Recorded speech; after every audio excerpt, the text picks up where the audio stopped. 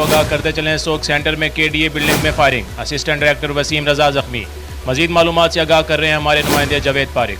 जी जावेद, आगाह कीजिएगा। बिल्कुल Karachi civic centre land department में फायरिंग से असिस्टेंट डायरेक्टर वसीम रजा समेत केडीए के मुलाजिम वसीम हसन और हफीज जख्मी हो गए। नामोनुफरा की फायरिंग से ऑफ इन में फायरिंग की गई।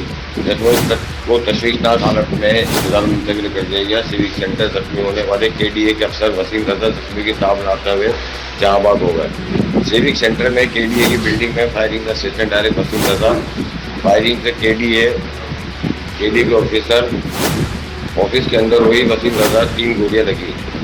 अंजुम इंसारी के साथ मोहम्मद जावेद पारिक, ब्यूरो चीफ, कराची। जी जावेद पारिक, आपका बहुत शुक्रिया।